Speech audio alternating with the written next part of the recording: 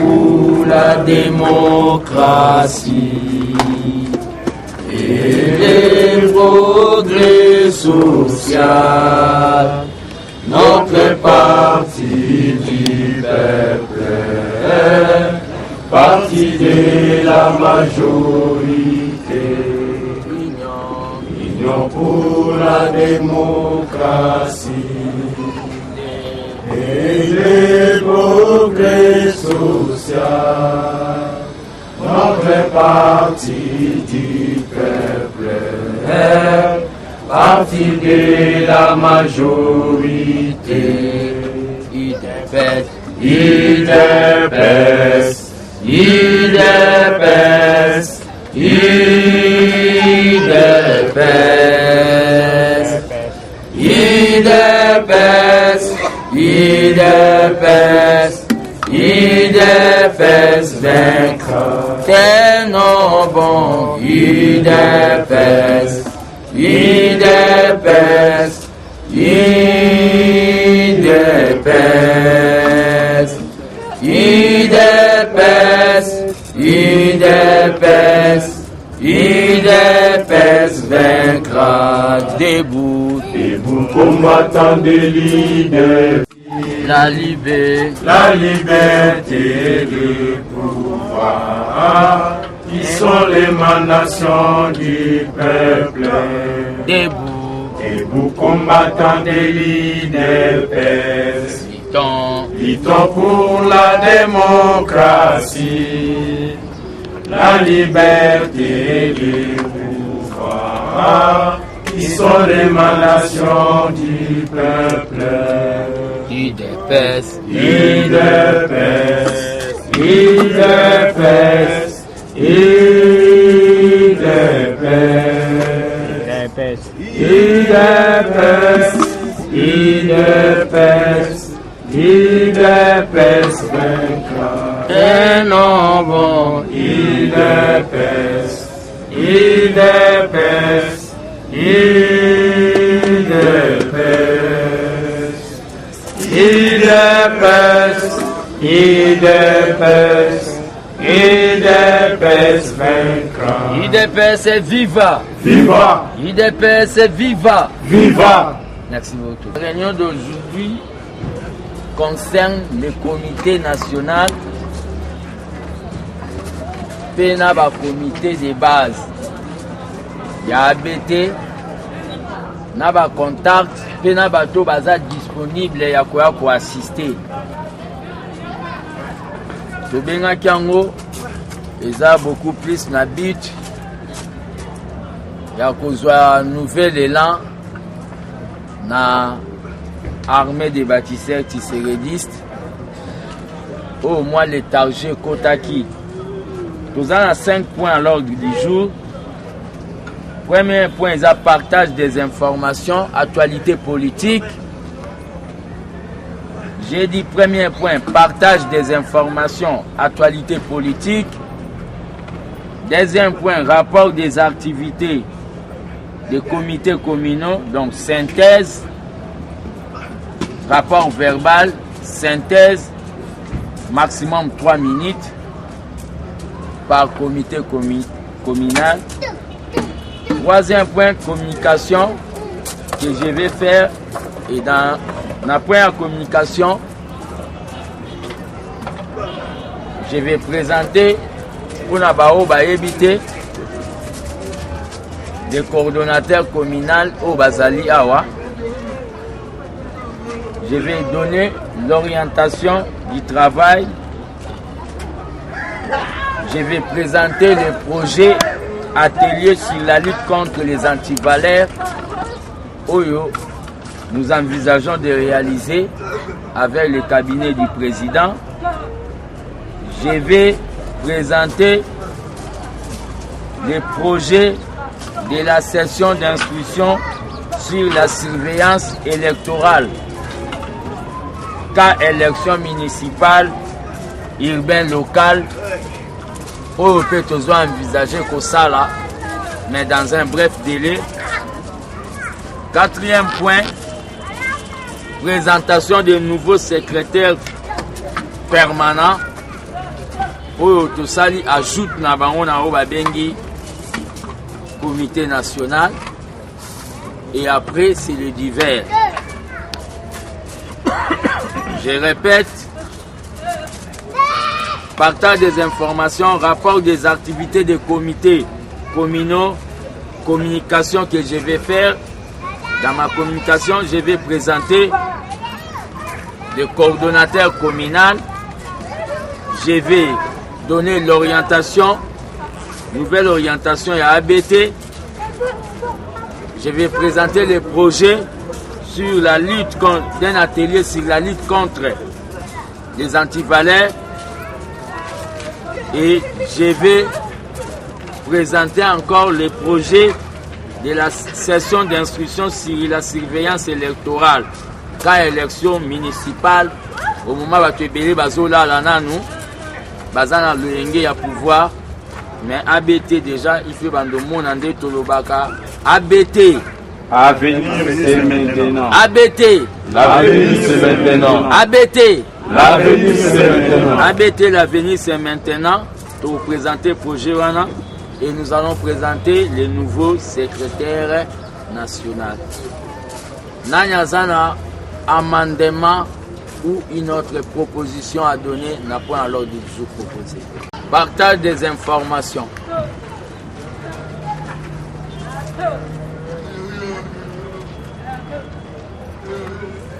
Nanyazan information. Partage des informations, actualité politique. Namoukoussé.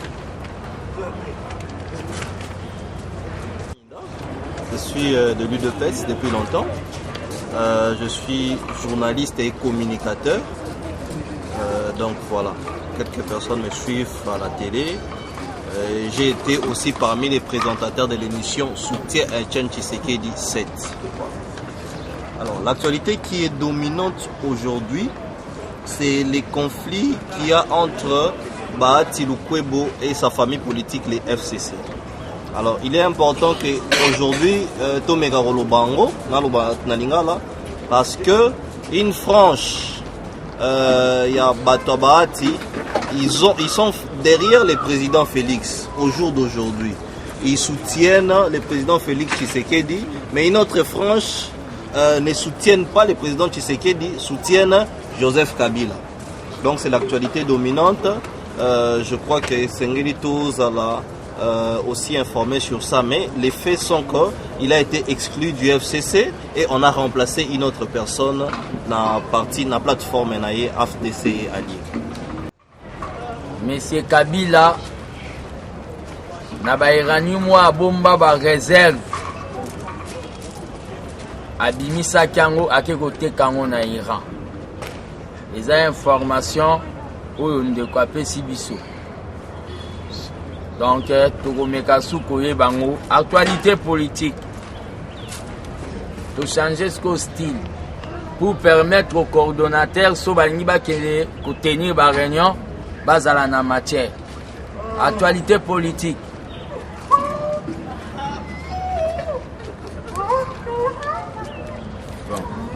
On peut ça quelques actualités. Ils ont un rapport naoyo de konabisa uti koloba. Il y a conflit à na FCC, il y a Bahati. FCC et ko démontrer vraiment que baza lokola muto batangisa biso na kala aliangu bana. C'est-à-dire FCC, les PPRD, donc Azao Balobi, un grand momeli na politique. Bameli biso na cadre de coalition où on a ensemble ensemble aboma ngwata koboma coalition FCC cash mais ba komi melana nuna bango moko. Je félicite Bahati Lukwebo pour le courage ya ko résister. Courage na ya ko résister wana aboy ko retirer signature mais soyons prudents, il devait se vivre. Viva. Soyons prudents parce qu'on fait la politique. Kabila est rusé. Kabila peut chercher à pousser Bahati à faire une opposition. Pour Bahati à tomber dans le porte-parole de l'opposition, à contrôler dissous na porte-parole opposition. Toyambeka andengwanate. Tant que gardien du temple, et là quoi Bahati wana, c'est bon, à quoi qu'on gonfler rang ya cash, mais keba na ba calcul politique ya Kabila, koya ya Bahati na côté na biso, à quoi peut koya kokoma o abengi porte-parole à l'opposition, donc Azana rang comme le premier ministre P. Aza reconnu dans la constitution. UDPS viva. Viva. Dans le moment où tozo loba, sobogi mamba ba uranium, Kabila Azana marambazo sala. Kabila veut bloquer la machine d'État. Kabila zo tia Tambwe Mwamba. Tambwe Mwamba o Aza responsable. Il y a disparition, il y a plus de 500 combattants, il y a eu de peste dans Makala. Kabila Zocha Tambwe Mwamba, au hasard responsable, il y a bombardement, il y a avion, en 1998. Kabila Tcheye, Kabila Zuli Soussou, a Tcheye au Babengi Bochab. Des gens qui ont frappé dans Makambu na niveau de la communauté internationale. C'est que Bangonde Bazawana, Baobando voyager. Le corps Baobando voyager, ça va bloquer la machine. On a une vision à Kabila pour bloquer la machine. Mais, ce qui doit, et l'autre il fait ça la mezzanine, il dépêche viva. Viva.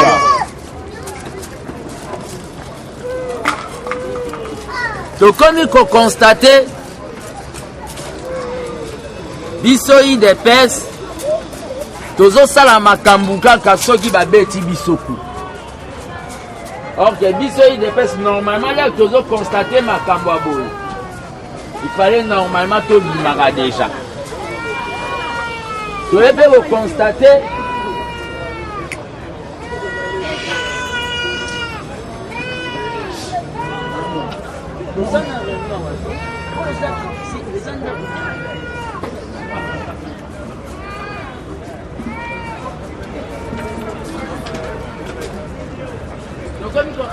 comme il faut constater, Kabila Zone a imposé Batambwe Mwamba, criminel, Bakanela Bango, biso de peste au garder la biso calme.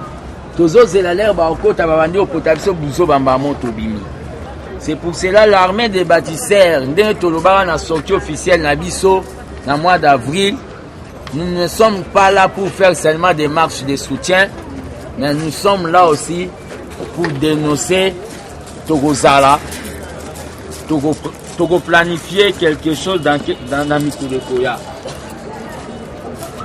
À part ça, on a d'informations. Mboke est bien té. Mboke est bien té. Na bombiango beaucoup plus na show de presse na osala lobby. Nde na ko meka ko expliquer ba makambu. Ndenge bato a Kabila ba continuer ko vivre comme si régime Ezaya bango. IDPS viva. Viva. Donc, le deuxième point d'abisso, ce qui information sur Zate. Le deuxième point, Ezao Babengi, rapport des activités au niveau des communes.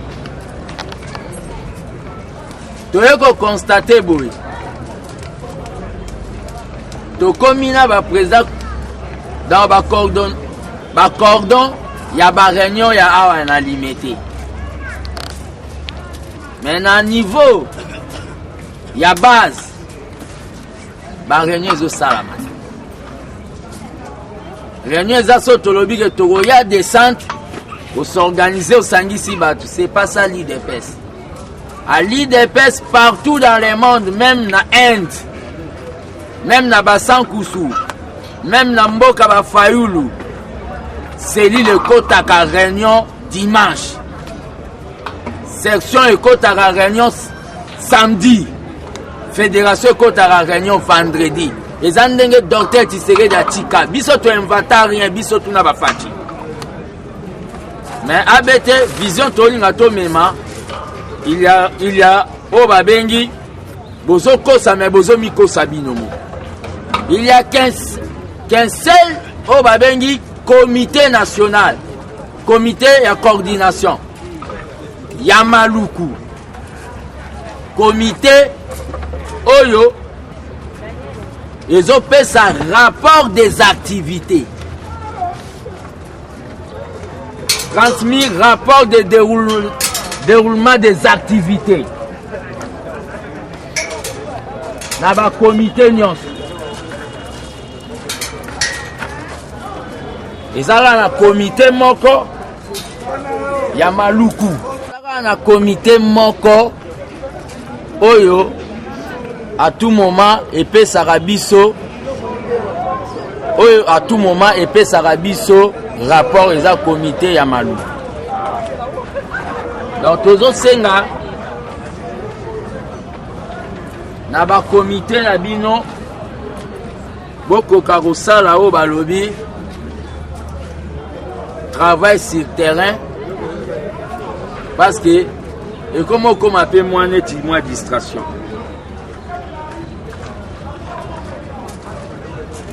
Oyo un rapport même verbal à couper sa biso ya ba activité toko koyoka e ko permettre pe ematisa expérience ya batu misusu.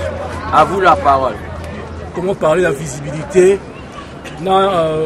comment véhiculer un peu le nom armé du bâtisseur tshisekidiste. Et toujours comme tout nabiso moko matière nini auto pesa na bateau yo bango en pleine réunion. C'est l'une des choses au nom s'est posé en tant que coordonnateur à Kitambo. De deux, nazolingana yamba parce que j'ai un peu fait ba réunion préparative pour la haute hiérarchie à l'armée des bâtisseurs. Mais avant de ça, la réunion, on a un peu du genre VIP. C'est-à-dire, moi, je la visibilité dans le niveau qui est au magasin. Moi, télé 50 fois, les canaux, soit le coordonnateur, soit le secrétaire, je saute moi-même. Dans les canaux, avec votre permission, c'est ce que je suis en train de voir. Soit fin juillet, je peux vous recevoir, mais avant cela, moi, matière est où tenez la haute hiérarchie. Parce que les gens, où matière, la faune, donc c'est ce que je veux d'ici fin juillet, on recevra m'avance là. Je suis en train de voir comment est-ce que tu as ma banderole, ma quitte en magasin, l'hôpital à Kitambo et passer sur Télé 50. Pour moi, visibilité, ça peu du genre un peu moins bien, puisque la plupart Ahmed Badissa qui va dire qu'ils sont combattants du genre, bon excusez-moi le terme, hein, du genre trop bas. Mais tout le monde un peu niveau, tout le monde c'est vraiment que tout ça vraiment Pemeni, coordonnateur fils Mukoko, Naïmo Pemeni P à Fachi. ABT balobe zo frappé na niveau Équateur. ABT za na moi ba jaloux belé. Tozo dénoncé tellement près ses alliés. Monsieur Jean-Claude Mbongo, président fédéral. Il y a UDPS où ils ont combattre ABT où ils ont sala planification pour na partie deuxième mandat. A l'ingité ABT fonctionner en Équateur. Monsieur Jean-Claude Mbongo a commis ministre et budget et plan. A eu influence à l'État à Tchéango pour étouffer ABT.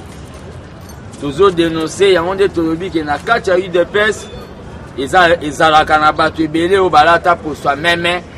L'herbe a commis le pouvoir. Babimisi Yango. Donc, M. Jean-Claude Mbongo, rapport Nayo et ses communes à Kinshasa. En rapport,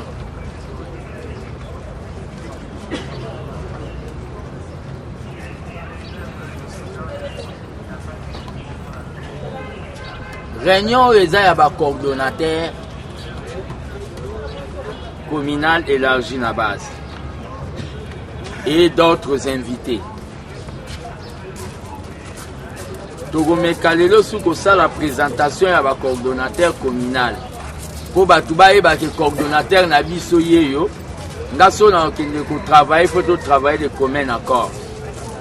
Coordonnateur a limité à Telema soit temi bobe Telema bo ya zone ya Kinshasa commune ya Kinshasa Telema soka zalia. Coordonnateur ya Barumbu bobe Telema bo aussi. Coordonnateur à Gombe. Coordonnateur à Lingwala. Coordonnateur à Gombe.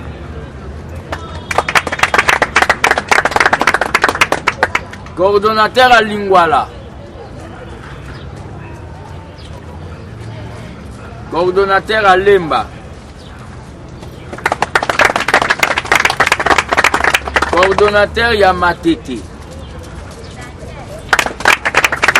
Coordonnateur Yamasina.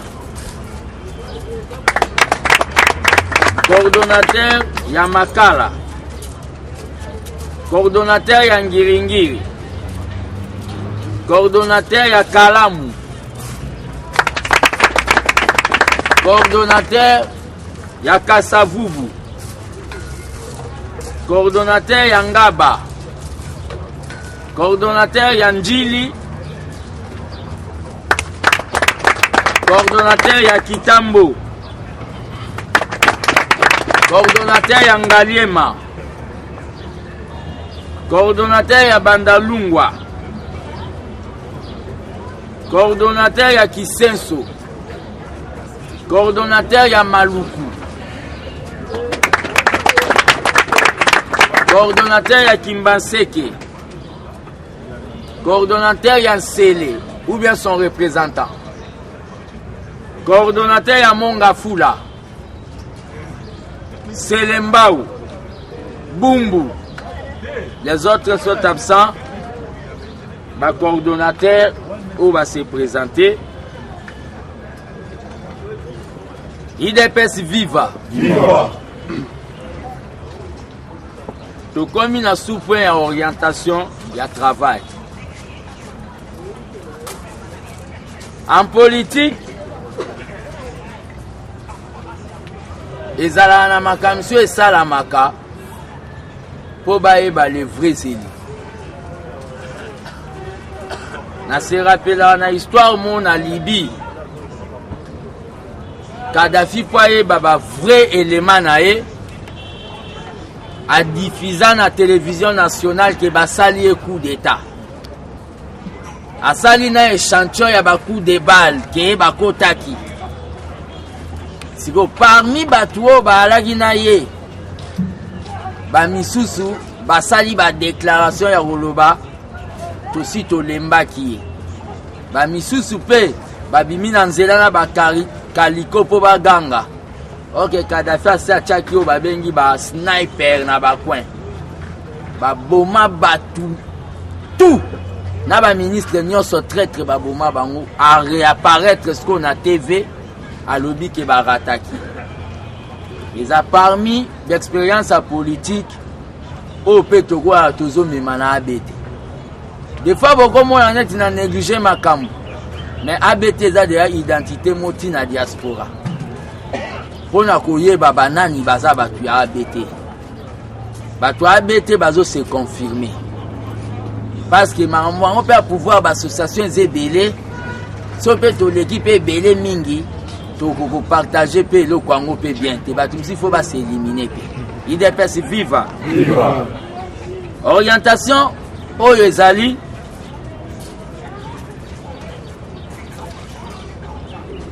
en politique, il faut savoir poser des actes. ABT, mois d'avril, sortie officielle. ABT lancé marche. Marche wana bakangi biso. Marche wana lobami na monde. Et sali ABT mata. Ba pecha ba lucha na ba filimi ba sali tout moi kozonga si. ABT sortie officielle bien organisée. Bataliango visibilité. Okutana président Zoloba les bâtisseurs. ABT doit poser encore les actes. En politique, balinga mutu pone longi kito côté. En politique, balinga mutu oyo azoya na ba initiative et gomima implique pas chef. On a un projet. Le projet en question est ça, organisation, il y a atelier sur la lutte contre les antivaleurs. IDPS Viva. Organisation et atelier wana thème nango eza perspective de bonne gouvernance à RD Congo, utopie ou réalité.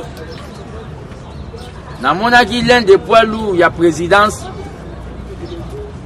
oh na bombina okombo na expliqué que thème amonaki en vraiment très important. Semaine prochaine na omona epoto e bandenge nini toko salam. Mais personnellement na ABT na lingara batu baza ba membre d'honneur. Poto za l'indépendant. Na ABT. Et loko wana ya organisation ya atelier wana eza comme une conférence. Nous allons inviter les gens au baro développer thème wana au président lingi na moment. Biso mo il faut tous en charge. La main qui donne c'est la main qui domine. Ceux qui n'a que kosenga Fatimbo. Ndena lobaka na okogolobane makambo. Donc on doit s'organiser pour la mambo atelier. Oh déjà publicité dans les réseaux sociaux, les autres salama déjà. Pour tous les bandenge nini, on peut arriver à organiser atelier. Tout ça la sortie officielle na biso, tout ça la faire partie. Tout côté ça. Mais sortie officielle est salama. ABT Viva. Viva. Tout ça la deuxième projet. Et ça, semaine prochaine. Nako benga mutolier za la réunion toloba ba makambu tokoloba muke toko sala neti réunion ngo toko transformer yango na oba bengi session toko transformer réunion na oba bengi session d'instruction sur la surveillance électorale nasina solina mutu akoya po abanda déjà ko pesa goût na batu oyo tozo kansa lobby fo ba koma pe ba député ba municipal rapport oko ya lopesia yo communal soko kosi yo mondo mikosi togo planifier pe ba bengi matinée messe patriotique ya remise ya ba carte tozo planifier on parce que on est en train de causer tolinga coup par rapport au nombre ya ba carte au batu ba somba na nombre ya impression nombre ya batu ba somba ba carte eza mukie, c'est-à-dire il faut toucher un partenaire pour à ça l'ajoute pour coup ya impression et zo abiso poité Hassan Dimaki makamba ba carte ko sala makalate déjà toza na maquette eza déjà oyo ya carte, je crois bien je demanderai même muto asali yango asala déjà échantillon ya maquette na ABT ko na tina ete ba tuba ko kakoyeba le secrétaire Rex nous en a besoin na souka okomona na mercredi na 15h. Union pour la démocratie et le progrès social, notre parti du peuple, parti de la majorité, union pour la démocratie et le progrès social, notre parti du peuple, parti de la majorité. UDPS, UDPS, UDPS, UDPS, UDPS, UDPS, UDPS, vaincant des nobles, UDPS, UDPS,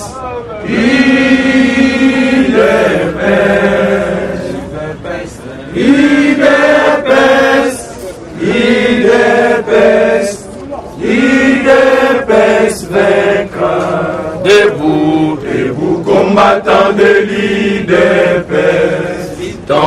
Luttons pour la démocratie, la liberté du pouvoir, qui sont l'émanation du peuple. Debout, debout, combattant de l'UDPS. Luttons pour la démocratie, la liberté du pouvoir, qui sont l'émanation du peuple. UDPS, UDPS, UDPS, UDPS, UDPS, UDPS, UDPS, vaincant des nobles. UDPS, UDPS, UDPS,